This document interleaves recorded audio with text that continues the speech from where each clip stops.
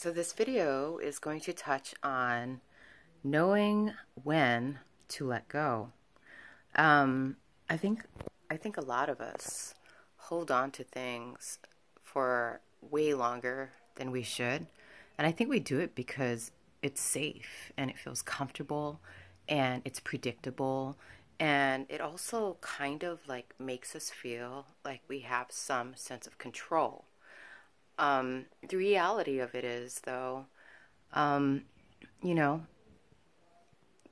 life is a cycle of death and rebirth, of like construction, deconstruction, falling apart, coming together. It's a constant cycle of this. This is a constant cycle. It's change. Change is the only constant in life, right?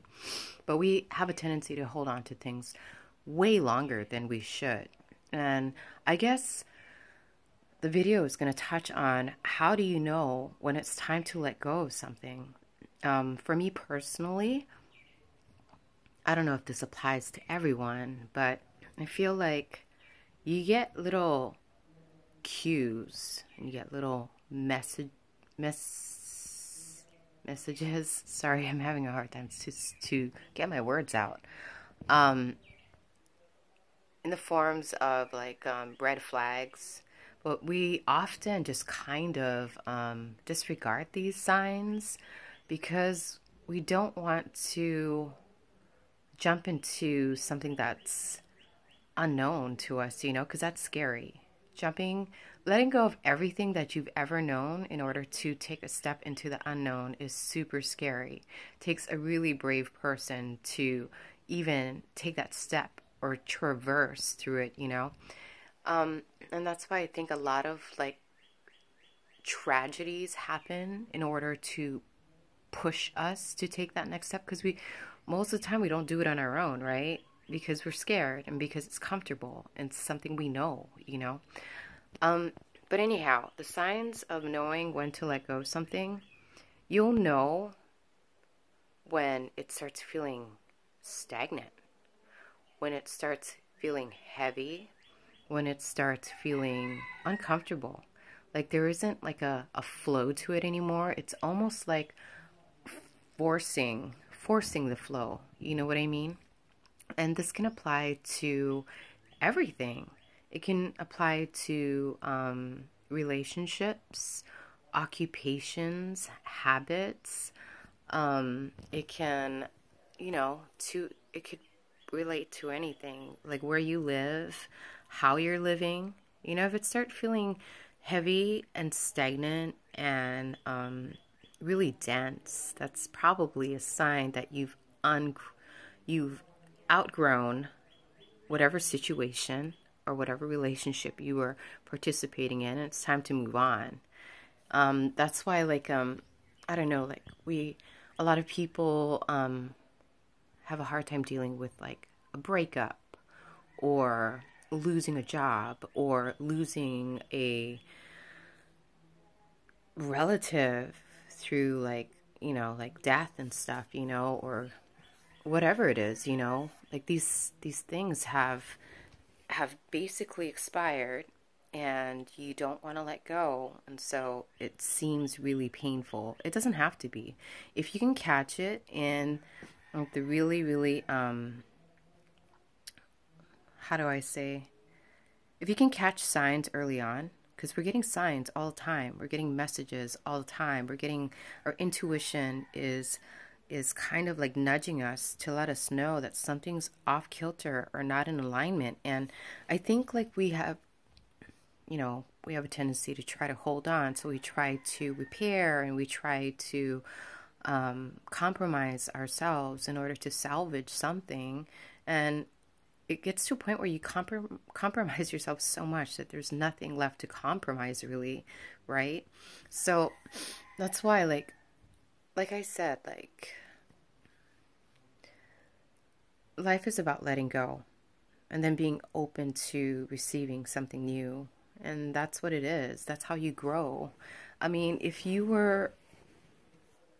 just imagine if you were a baby and you just never learned to walk or run or talk, you would stay in place, right? But we had to go through a bunch of trials and errors in order to like refine ourselves and perfect, you know, these modalities of life, right? And same with like when you get older, it's just you already know how to walk and you already know how to run and talk and stand. So life gives you other elements, other situations, other circumstances in order to refine and grow and become more of who you are and less of who you are not. We're constantly outgrowing things and we just I think we really really have a hard time letting go. But like I said, it's part of life. You have to let go. If not, like you're just kind of like holding yourself in place and it feels really uncomfortable. It feels really dense. Like where was I going with this? Oh, so like even when you like say like you lose your job or you break up with someone or you and your best friend like are no longer good friends, we have a tendency to attach ourselves to past experiences, and that creates an energetic cord that keeps you stuck. So when you move forward, it's almost like you want to like cut those energetic cords, or else you're still going to be like moving forward but tied to something. Does that make sense? And I think that's cool because INFJs have put these things into practice many times over, hence the door slam.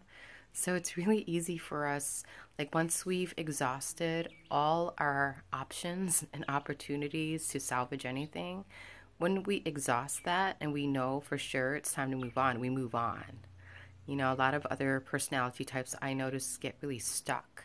And you can get stuck in several ways. You can get stuck in, recycling thoughts or memories, or you can get stuck with emotions. So like maybe something happened in your past and it didn't feel right. You've never really made peace with it.